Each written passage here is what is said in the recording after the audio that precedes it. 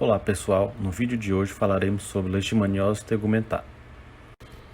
A leishmaniose tegumentar é uma doença infecciosa não contagiosa causada por diferentes espécies do protozoário do gênero Leishmania, e essa doença acomete pele e mucosas.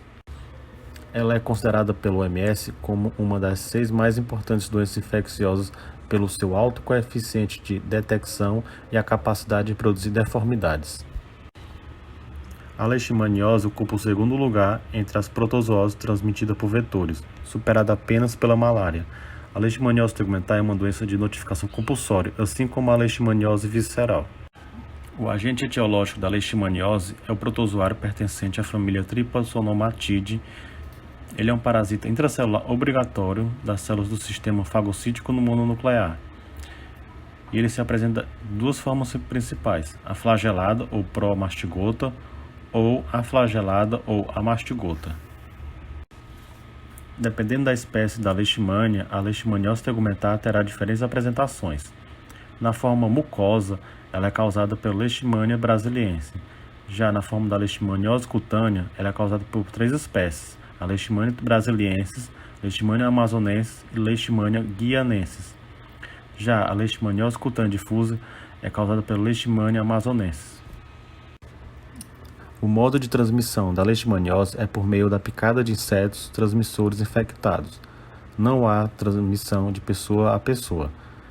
Já o período de incubação da doença no ser humano é, em média, de 2 a 3 meses, podendo variar de 2 semanas a 2 anos.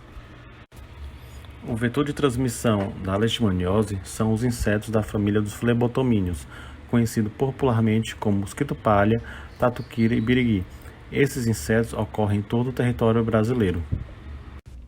Com relação à fisiopatologia da leishmaniose, ela está relacionada à resposta TH1, na qual linfócitos CD4 e CD8, com a participação de citocinas, linfotoxinas e quimiocinas produzidas por macrófagos, levam à ativação dos macrófagos, com consequente eliminação do parasito e controle da infecção.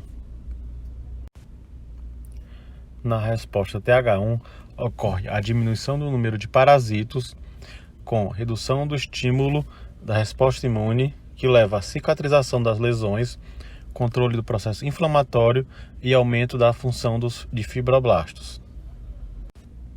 As bases para o diagnóstico da leishmaniose são a procedência do doente, aspectos clínicos da lesão cutânea tórpidas e das lesões mucocutâneas indolores com mínimos sinais de inflamação, na ausência de exudado purulento ou cicatriz atrófica ovalar ou circular, lisa e brilhante, com pigmentação salpicada no seu interior. Essas cicatrizes muitas vezes denunciam o ponto de inoculação. E também exames laboratoriais. Com relação ao diagnóstico clínico, a apresentação clínica exibe polimorfismo e o espectro de gravidade dos sinais e sintomas também é variável, embora exista certa correspondência entre as distintas apresentações clínicas e as diferentes espécies do parasito. Acredita-se que o estado imunológico seja o fator determinante do tipo de leishmaniose que poderá se desenvolver. As leishmanioses classificam-se clínico-imunopatologicamente, segundo o Azoulay, como formas com hiperreatividade celular, sendo elas a forma abortada, que se manifesta como infecção subclínica, as formas subcutânea, mucosa e mucocutânea.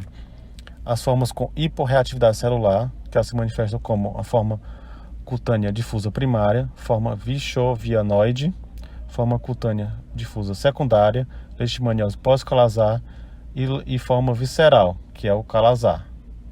E as formas borderline. A leishmaniose tegumentar americana, ela pode se manifestar basicamente sobre 2 formas: a leishmaniose cutânea e a leishmaniose mucosa. Na leishmaniose cutânea, o período de incubação varia usualmente entre 2 semanas e 2 meses. A linfonodomegalia satélite pode ocorrer antes, durante ou após o aparecimento da lesão. Na leishmaniose cutânea, as lesões surgem primeiro como mácula, que duram de 1 a 2 dias, depois elas evoluem para pápula e em seguida para uma úlcera, que é indolor, circular, com bordas elevadas e infiltradas, com fundo de granulação grosseira, avermelhada e recoberta de exudato discreto, ceroso ou seropurulento. Outros tipos de lesões cutâneas menos frequentes podem ser encontrados. Elas são as lesões nodulares, lesões papulotuberosas, lesões vegetantes, lesões verrucosas, induração subcutânea e placas. Caso não tratadas, as lesões podem evoluir para a cura espontânea em um período de alguns meses a poucos anos, podendo também permanecer ativas por vários anos e coexistir com lesões mucosas e surgimento posterior. A leishmaniose mucosa se manifesta como lesões destrutivas localizadas nas mucosas das vias aéreas superiores. Classicamente, ela é secundária à lesão cutânea. No Brasil, a incidência é de 3 a 6% das leishmanioses tegumentares notificadas. Na leishmaniose mucosa, há o maior risco de desenvolver metástases para a mucosa. Nas lesões cutâneas múltiplas, lesões extensas, lesões com mais de um ano de evolução, localizadas acima da cintura, e também em pacientes do sexo masculino e nas faixas etárias mais altas. Na leishmaniose mucosa, o início dos sintomas é insidioso, com pouca sintomatologia. A lesão é indolor, que no septo nasal anterior cartilaginoso próximo ao introito nasal, sendo, portanto, de fácil visualização. A mucosa nasal é a mucosa mais acometida, podendo haver lesões em orofaringe, palato, lábios, língua, laringe e, excepcionalmente, traqueia e árvore respiratória superior.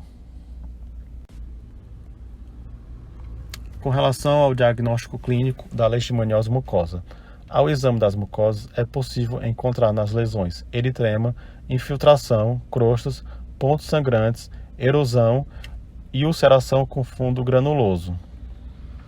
Na mucosa do nariz pode haver perfuração ou até destruição do septo cartilaginoso. Na boca pode haver perfuração do palato mole. Nas lesões crônicas e avançadas pode haver mutilações com perda parcial ou total do nariz, lábio, pálpebras, causando deformidades e consequente estigma social. O diagnóstico laboratorial da leishmaniose consiste de exames imunológicos, como o teste intradérmico de Montenegro, exames parasitológicos, que podem ser a demonstração direta do parasito, isolamento in vitro, isolamento in vivo e reação de cadeia de polimerase, o PCR, bem como também exames histopatológicos. O tratamento de primeira escolha da leishmaniose é o antimonial pentavalente, podendo ser usado também a anfotericina B, a pentamidina e a pentoxifilina. Se quiserem se aprofundar no assunto, essas são as nossas referências que usamos na nossa aula. Obrigado por assistir a nossa aula e se gostou do vídeo, curta e compartilhe.